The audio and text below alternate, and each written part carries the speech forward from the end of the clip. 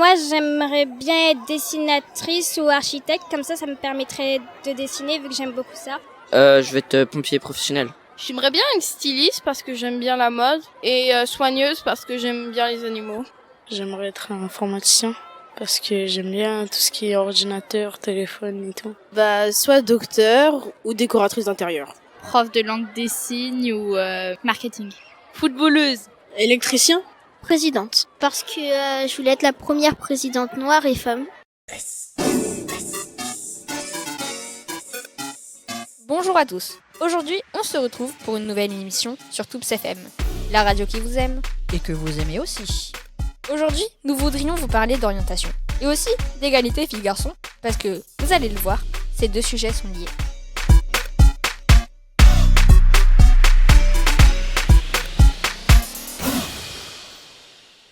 Oui, mais tout d'abord, l'orientation, c'est quoi ? Mais en fait, l'orientation, c'est ta vie après le collège. Dans quel lycée tu vas aller, pour étudier du quoi et pendant combien de temps. Ah oui, d'accord. Alors, du coup, c'est un peu compliqué. Par quoi commencer ? Déjà, tu peux aller sur le site unicep.fr. Il y a une présentation de tous les métiers et de toutes les filières possibles. Et puis, tu peux aussi aller sur les sites de tes lycées de secteur pour voir les formations et les options qu'ils proposent. Nous, au Toupet, on a 2 lycées de secteur. Le lycée Camille Claudel et le lycée de Lothil. C'est ça. Alors, sur le site du lycée Camille Claudel, il y a une option japonais, une option art plastique, une option danse, une option art appliqué et design et une filière professionnelle de marchandisage visuel. Et au lycée de Lothil, en plus de la filière générale et technologique, il y a une filière gestion-administration et une option cinéma. En fait, c'est à toi de faire ton marché en allant sur les sites des établissements de ton secteur. Comme le dit Gabriel, il faut faire son marché. Mais pas en se laissant influencer par les stéréotypes du genre qui peuvent exister dans les métiers, comme penser que certains métiers sont plus faits pour les filles ou plus pour les garçons. Et oui, on s'aperçoit qu'aujourd'hui encore, il y a des filières d'orientation encore trop genrées.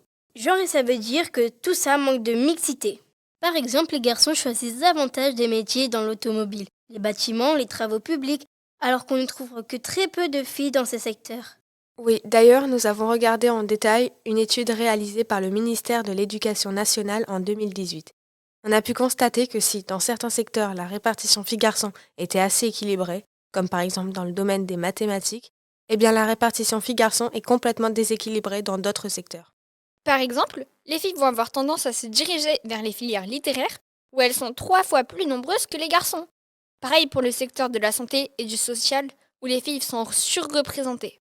À l'inverse, beaucoup de garçons s'orientent vers les filières de sciences industrielles et technologiques.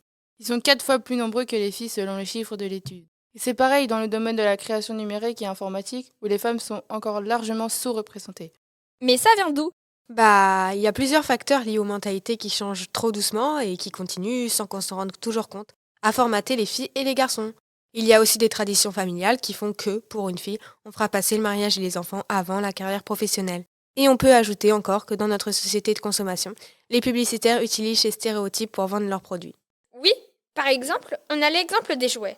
On a regardé des catalogues de jouets de Noël. Et Ayane et Maëlle en ont regardé un de plus près. Alors oui, j'ai feuilleté un catalogue de Noël et je suis tombée par hasard sur cette page où il y avait ce titre. Les poupées féeriques. Sur cette page, on voit en gros plan une petite fille jouer avec une poupée. Bon, ok, pourquoi pas. Mais alors, pourquoi la mettre à côté d'un camping-car de couleur rose ? De même, le fond de l'image est tout rose. Même les poupées sur la page portent des robes roses. Super le marketing. En gros, les filles, c'est forcément du rose. Pour résumer, pour les filles, on propose des poupées, des déguisements de princesse, de la dinette et des poussettes.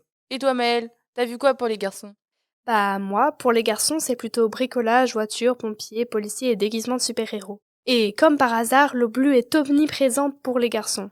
En résumé, on est conditionné par les stéréotypes de genre des petits-enfants. Et nos parents contribuent sans le savoir à la transmission de ces stéréotypes par le choix de leur achat, parce que eux-mêmes ont reçu de leurs parents ce type de jouet. Oui, faudrait changer tout ça, parce qu'en donnant plus souvent des poupées et des poussettes aux filles, alors qu'elles pourraient tout aussi bien s'amuser avec des camions de pompiers ou une grue, on les prive d'autres univers où elles pourraient aussi s'épanouir.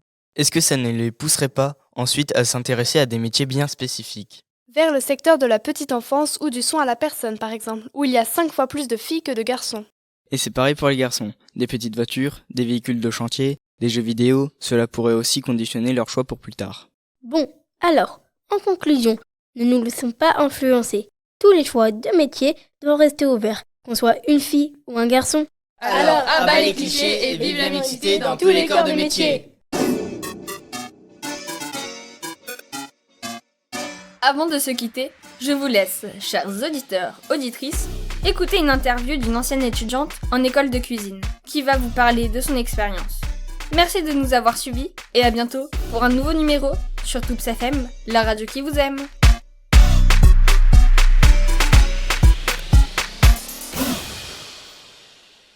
Bonjour, enchantée de te rencontrer. Pourrais-tu te présenter en quelques mots ?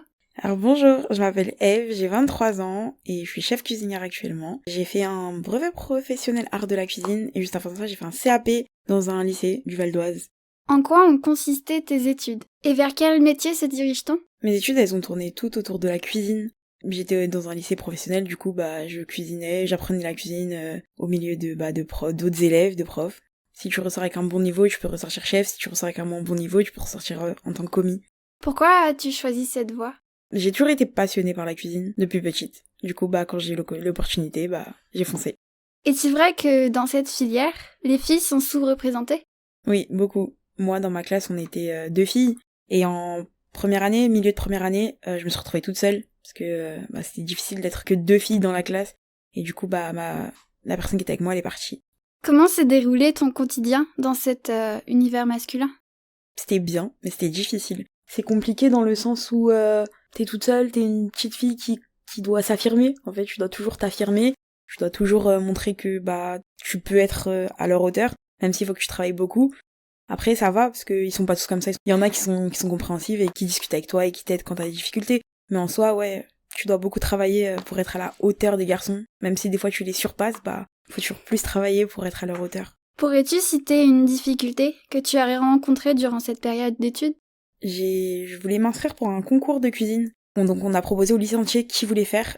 Vu que moi, en fait, j'étais en apprentissage dans un collège, parce que je trouvais que dans les collèges, on nous apprenait mieux les choses que dans les grands restaurants. Et comme je travaillais dans une cantine, on m'a dit oui, en gros, on a des élèves qui travaillent dans des grands restaurants gastronomiques, il y en a, ils sont dans les étoilés. Pourquoi on prendrait une cantinière, une fille qui travaille à la cantine pour faire ça ? Mais on m'a laissé ma chance quand même. Grâce à un professeur qui était beaucoup derrière moi, mon professeur de CAP. Il était beaucoup derrière moi, il avait confiance en moi parce qu'il connaissait mes capacités. J'ai fait un premier concours, du coup, contre mon propre lycée. Il y avait presque que des garçons, et du coup, j'ai gagné. Et ça a été difficile au début parce que je me sentais pas soutenue, parce que j'étais une fille aussi. Mais je suis arrivée 3e au concours sur 700, donc franchement, je suis fière de moi. À l'inverse, quel a été ton plus beau souvenir ? Quand j'ai réussi à gagner le concours, parce que ça a fermé la bouche de beaucoup de gens. C'est surtout le fait que quand tu te dis il y avait 700 personnes, on devait être 50 filles. Donc si c'est une fille qui arrive en 3e quand même, c'est pas mal. Et je sais que la première personne c'était une fille aussi. Donc c'était bien de se dire que on peut gagner. Quel conseil pourrais-tu donner à une fille ou même à un garçon qui hésiterait à se lancer dans la filière à cause de la minorité de son genre ? En soi, faut pas avoir peur, faut se lancer. C'est pas parce qu'il y a pas beaucoup que tu vas pas toi exceller dans la matière que tu fais. Parce que il peut y avoir, par exemple, en esthétique, il peut y avoir que des femmes en soi, mais ça veut pas dire qu'il y a pas d'hommes qui peuvent réussir là-dedans. C'est vraiment y aller et te donner les capacités de travail. Tu te donnes les capacités si tu veux vraiment ça, y a pas de souci, tu peux y arriver. Merci pour nous avoir décrit ton parcours et ton vécu. On te souhaite le meilleur pour la suite. Merci. À bientôt.